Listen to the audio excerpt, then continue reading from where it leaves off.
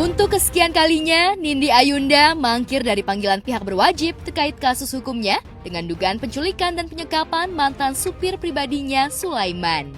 Karena tak juga mengindahkan surat panggilan, kabarnya pihak berwajib bakal melakukan penjemputan paksa beserta kekasihnya, Dito Mahendra, yang telah 2 kali mangkir dari panggilan pihak penyidik Polres Jakarta Selatan. Lantas, apa alasan Nindi kali ini hingga ia memilih tak lagi melangkahkan kakinya ke kantor polisi? Benarkah ia khawatir bakal menjadi tersangka?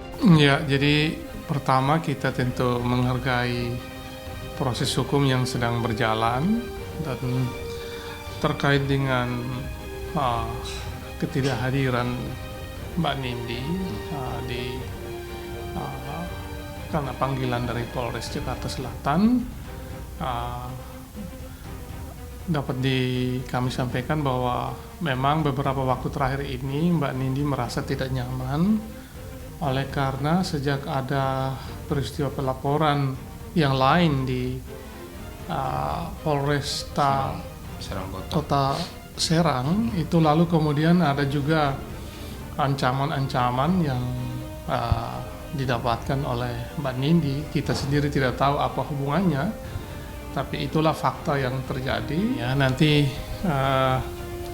kita akan berkoordinasi lagi dengan pihak Polres Jakarta Selatan, terutama para penyidik, memohon waktu untuk kapan bisa kemudian mengkoordinasikan lagi pemanggilan tersebut.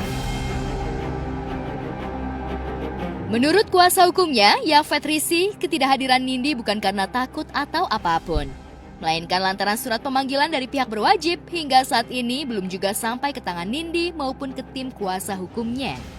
Lantas, bagaimana tanggapan tim kuasa hukum ihwal penjemputan paksa kliennya yang sudah beberapa kali mangkir dari panggilan polisi? Lantas, langkah apa yang bakal dilakukan Nindi agar ia tak dijemput paksa? Benarkah ketidakhadiran Nindi juga merupakan bentuk strateginya untuk mengumpulkan bukti-bukti baru soal dugaan penyekapan? Dari pihak Polres Jakarta Selatan sih belum ada mengirimkan surat apapun ya per hari Senin ini, per hari ini, atau saya nggak tahu juga, belum dikabarin sama klien. Tapi sejauh ini belum ada. Nah, namun ya kita menunggu aja proses hukum yang berjalan. Kalau memang ada betul panggilan ketiga nanti, saya harap nanti kami bisa datang lah, bisa hadir. Masih sebagai saksi di laporan LP 904 itu, Pak. Sejatinya, jika Nindi dijemput paksa oleh penyidik, pihak Rini mengapresiasi langkah tegas pihak berwajib dalam menangani kasus dugaan penculikan dan penyekapan yang dialami oleh Sulaiman. Namun sayangnya, upaya penjemputan paksa itu belum dilakukan oleh pihak berwajib. Si yang dipanggil atau terlapor dipanggil oleh penyidik Polres Metro Jakarta Selatan, saya tidak punya hak untuk menanggapi. Karena itu menjadi hak penuh daripada penyidik untuk menilai apakah hari ini datang atau tidak datang. Saya pikir teman-teman media yang ada di Polres Metro Jakarta Selatan lebih tahu. Yang jelas di dalam hukum, apabila seseorang 2 kali dipanggil tidak datang, penyidik punya hak untuk membawa yang bersangkutan ke kantor polisi untuk diperiksa. Artinya bisa dibawa dengan paksa.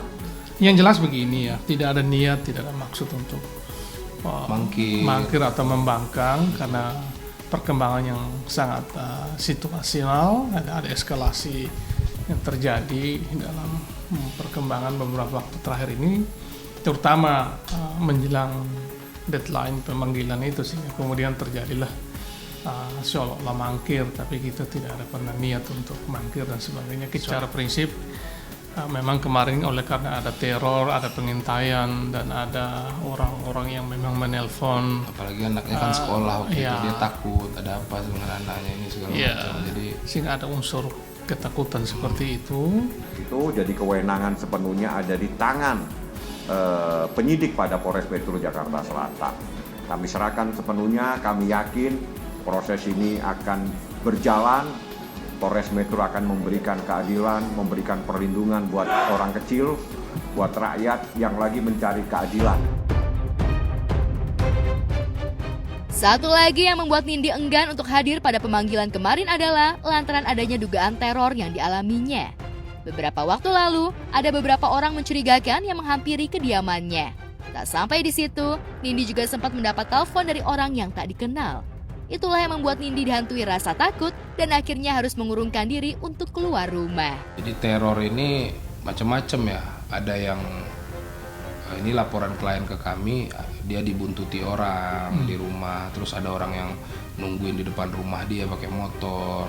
Terus kalau dia keluar dari rumah itu ada yang ngikutin pakai mobil, pakai motor segala macam. Mobilnya sama. Terus selama 4 hari berturut-turut waktu itu dia diikutin dengan orang yang sama sepertinya, tapi nggak tahu itu pria misterius juga itu. Pas kita samperin ada saudaranya Bu Dini nyamperin, orangnya lari kabur, hilang gitu loh. Mau disamperin orangnya hilang gitu, kabur lari.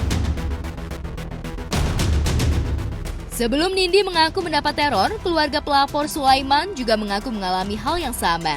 Rini Diana mengalami intimidasi dari orang yang tak dikenal.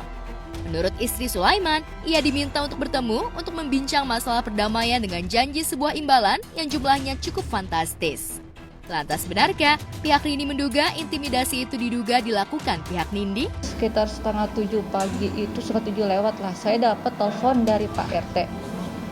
Dari teleponnya itu dia bilang masalah pemberkasan, pindah berkas saya pindah kependudukan dari Jakarta Pusat ke Jakarta Timur. Nah, pas saya lagi ngobrol datang seorang oknum yang mengaku teman dari yang saya laporin.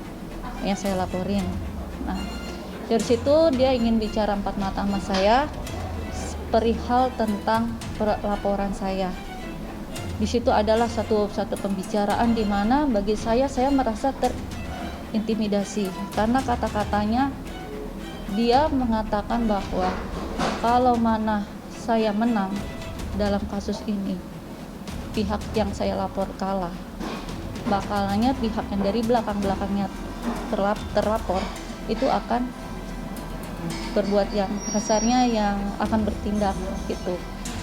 Kalaupun saya kalah, dia yang menang, mungkin dia akan lebih menggigit. Saya tidak paham, saya tidak mengerti kata-kata itu.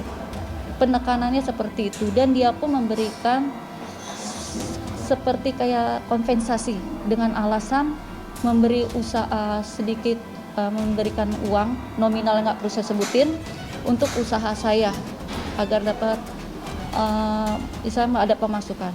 Di sini bukan masalah nominal, di sini saya ingin keadilan. Kalau untuk menindaklanjuti itu ya kita nggak tahu, karena kan yang merasakan diteror atau merasakan ini kan kalau dari pihak sendiri, dari pihak Bu Nindi sendiri nggak ada pernah mengirimkan orang apa ke sana, nggak ada.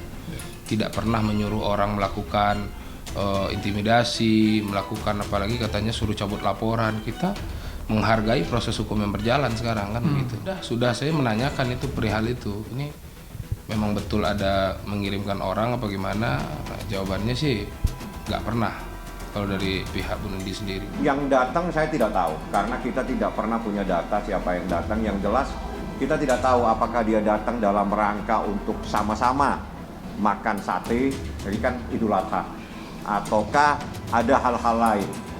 Kita nggak tahu. Yang jelas yang dicari itu bukan rumah-rumah tetangga tapi rumahnya dia, sehingga dia merasa loh ini apalagi, dan bukan kali ini, sering. Tidak mengetahui ya, karena memang tidak pernah meminta atau menyuruh orang untuk pergi ke sana mengatasnamakan Mbak Nindi sendiri untuk melakukan hal itu. Jadi kita juga tidak tahu tentang peristiwa itu. Pihak Nindi membantah jika orang yang mengintimidasi itu adalah orangnya. Yang jelas entah siapa yang melakukan itu semua. Yang jelas pihak Rini bakal terus melakukan upaya hukum agar ia dan suaminya mendapat kepastian hukum yang jelas. Apalagi sejak terbebas dari kasus penyekapan, Sulaiman mengalami sakit di bagian kepala. Tapi Nindi juga bakal terus berusaha mencari celah agar terbebas dari jerat hukum. Di sini bukan masalah nominal. Di sini saya ingin keadilan. Karena nominal pun yang dia berikan tidak akan pernah bisa membalikan keadaan suami saya. di mana suami saya bisa tulalit, keadaan suami saya ketakutan. Itu kan tidak akan pernah bisa membalikan semua itu. Saya hanya ingin keadilan. Memang saya orang susah, tapi bukan berarti harga diri saya bisa dibayar dengan nominal. Saya hanya butuh keadilan. Saya mohon untuk orang-orang yang ingin ini saya mohon biarkan berjalan semestinya, seprosesnya. Karena saya sudah menyerahkan semuanya ke kantor polisi dan kuasa hukum saya. Kalau kita lihat perkembangan kasus ini sejak awal, terutama kasus yang sekarang dilaporkan dengan tuduhan perampasan kemerdekaan ini, pasal 33 KUH Pidana, 333 KUH Pidana, sejak awal sebetulnya pelapor dalam hal istrinya korban itu kan pernah membuat satu pernyataan sendiri di media secara terbuka, bisa dicek itu bahwa tidak ada itu yang namanya penculikan, tidak ada yang namanya itu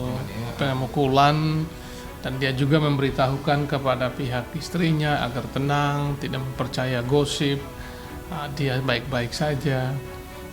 Jadi sejak awal Sulaiman sendiri yang sekarang mengaku sebagai korban itu kan sudah membantah adanya peristiwa yang dituduhkan sebagai perampasan kemerdekaan itu.